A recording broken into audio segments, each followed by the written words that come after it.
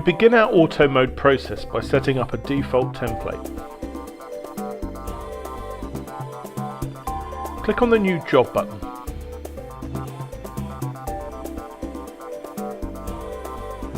Now we will configure the menu options to give us a default set of values for our template.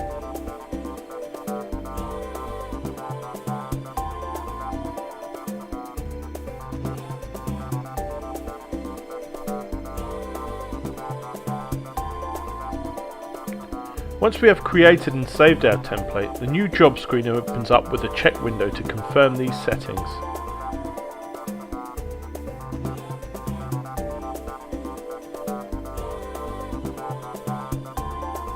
As we're not creating a job at this stage, we can cancel out of the window.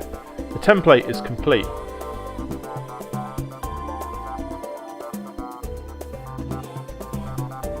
We are now able to configure our default auto mode template.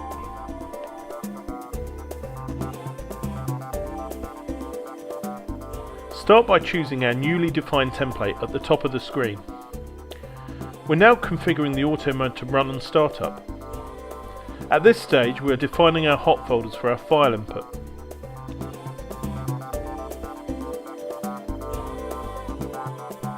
And now defining how we handle the file post-processing. Here we are electing to move it to an archive.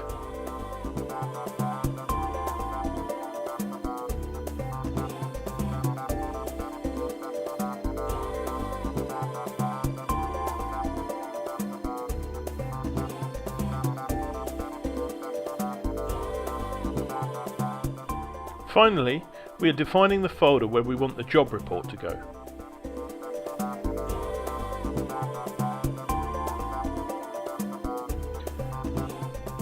Once we have defined our folder structure, we can select the user we wish to use to enable live notification in auto mode via the chat function. Once we've completed the task, we can click OK to accept the new default template.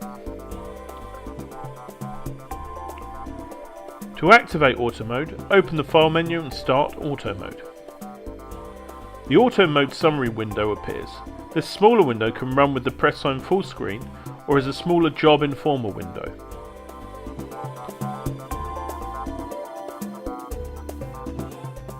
We can add some test jobs to the input folder to show you how the auto mode summary window displays them.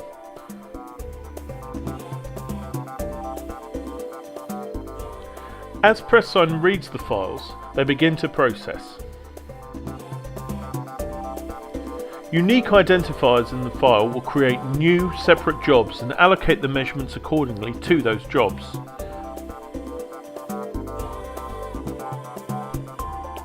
We can select Window in the Auto Mode panel to view the processing of the job in more detail.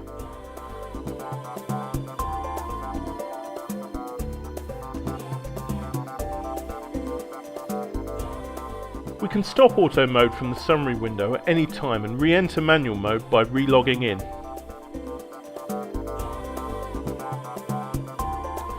Any measurement files being sent to the hot folder by the press will not be processed until auto mode is resumed.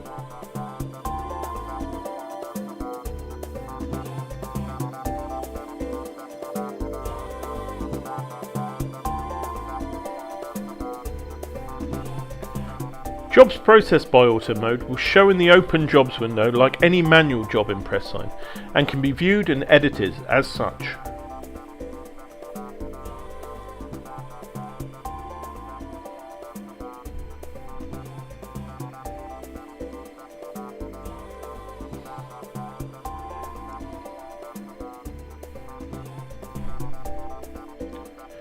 We can filter measurements in auto mode by using the aliasing function. In this example, I'm going to create a filter path for measuring against an uncoated target. Firstly, I need to set up a template to reflect the uncoated settings.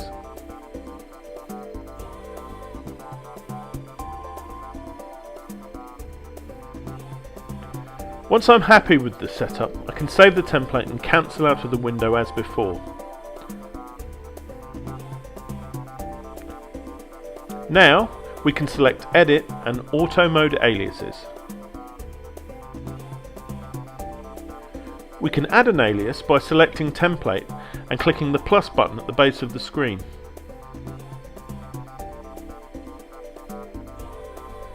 Aliasing works by scanning elements of the job file and filtering that job to a specific template.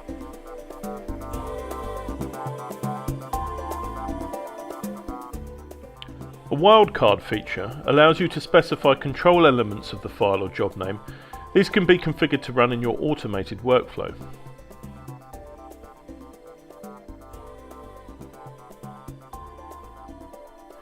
Now let's see what happens when we place a standard press workflow file in the hot folder, and then one that matches the alias criteria. Our standard press file is entered into the hot folder.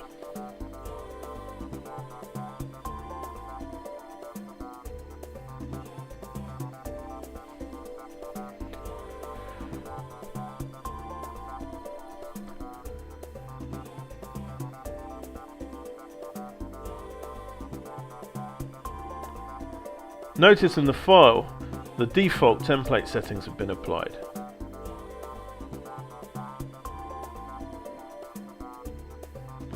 Now I will add the same file, but this time with the _uncoated title.